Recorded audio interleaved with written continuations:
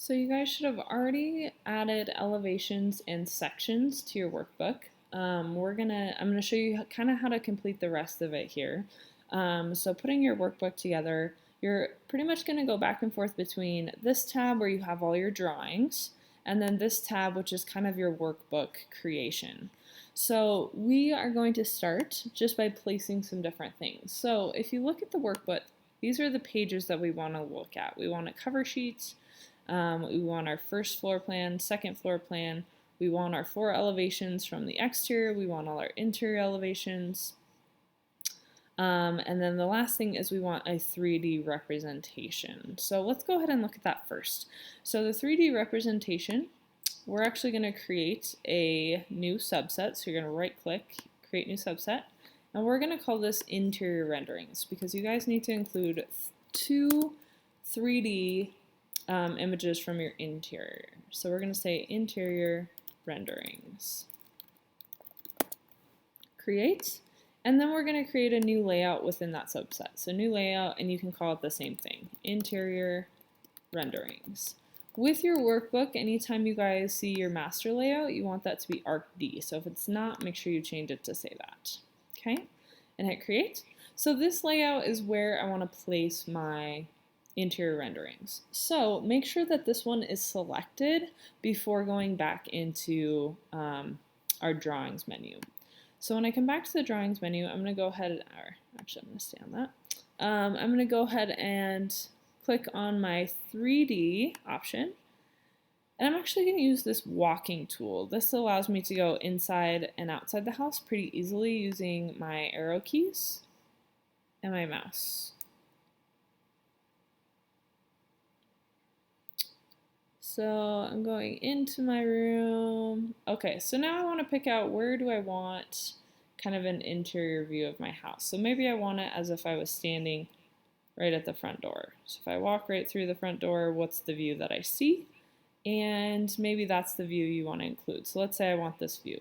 So what I'm going to do is I'm going to hit escape to get out of the walking view. So now it won't move when I move my mouse. And we're going to right click and hit save view and place on layout.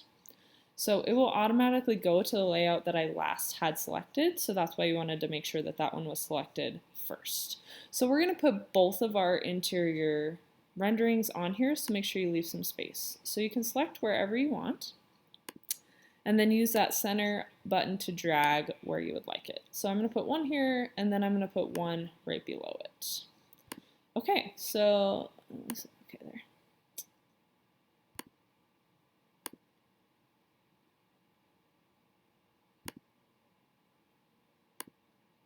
Oh, that did not want to do what I did. Okay, we'll mess with that in a second. So now I'm going to go back to 3D. I'm still on this layout, but when I go back to 3D, I'm going to choose a different interior view. So again, I'm going to use my arrows this time.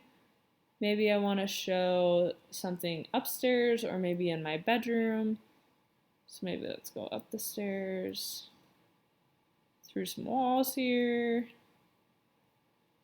Okay, so I've got a bedroom here, so maybe I want to show this. Scoot over just a hair.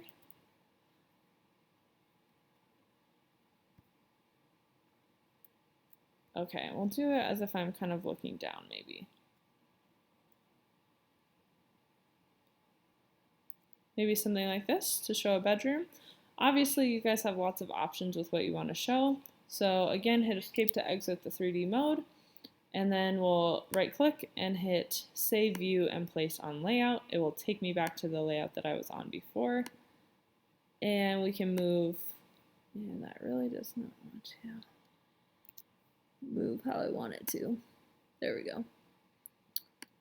Okay, so once you have your two interior renderings, you can mess with the size the same way you were doing the elevations before, going into drawing selection settings. Fit frame to drawing is the best option so you don't have a bunch of excess. And then you can mess with the sizing here. With these ones, it's easiest to mess with the magnification. So if they're too small, you can make it twice as big by changing that to 200%. Or if they're too big, you can change it to half the size, 3/4 of the size by changing the percentage magnification. and hit OK. You are going to repeat this essentially same steps for the different plans or for the different pages in your workbook. So for example, the first floor plans, some of you may have one automatically on here. If you don't, you can sure delete it or go with the one that's on there. I like to start fresh because I don't want these markers in here when I'm creating my floor plan. So what I like to do is I like to select them and scroll down, maybe.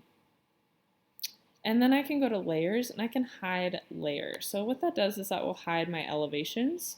And then all I'm left with is my floor plan. So obviously I'm missing dimensions that you guys will have, but that's a little bit of a cleaner view. So this is the one that I want to use on my floor plan in my workbook.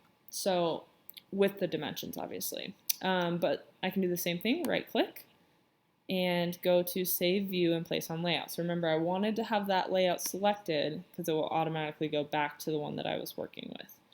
So again, this one, we want to work with the selection settings by right-clicking. We want to hit Fit Frame. One that works really good for this is the 1/2 inch equals a foot. But if that's too big for you, you can always do the 3/8 one. But a 1/2 inch equals a foot tends to work pretty well. So we'll go ahead and move this one to the center. And remember, again, you'll have dimensions on top of this as well. Okay, again, if you want to make it a little bit bigger, you sure can continue messing with the scale. Just remember, whatever you make your first floor plan scale, your second one has to match. So 3/4 would be even bigger. Further up this way is even bigger. Down this way makes it smaller. So I'm going to stick with the 1/2 inch because remember, with dimensions, that will take up some more space. Okay, second floor plan. So I want that to be highlighted. Go back here and I'll click on my second floor. And again, I should have dimensions here when I do this, but we will save view and place on layout. And I can click where I want it, drag it to the center. And since I made my first floor a 1/2 inch scale, I need to make sure that this one matches. So in my selection settings, fit frame to drawing, change this to a 1/2 inch equals a foot and hit OK. Now we can again make sure that I've got it centered on my page. So you're going to make sure that is true for every page you want in your workbook. So the ones you want to make sure you have, you need to have a cover sheet. What you want to have on your cover sheet is you want to have your exterior 3D rendering. So you want a picture of the outside of your house from the 3D view. So we will do the same way. I had that one selected, got a nice exterior view. Again, you can use the walking man to get it exactly where you want, but we will save this view and place on layout. So it will place it on that last layout I was on. And this one you do want to take up most of your page. So you can center it and then you can mess again with, in this case it'll be the magnification. So maybe I want to make this one twice as big. And you do want to make sure this chain stays locked so that it changes it proportionally and not just stretches it in one direction. All right, so that maybe is a little too big, so maybe we do 150. So instead of 200, we can do, and hit OK. Okay, that looks like a pretty decent size. Again, I'll center it on there.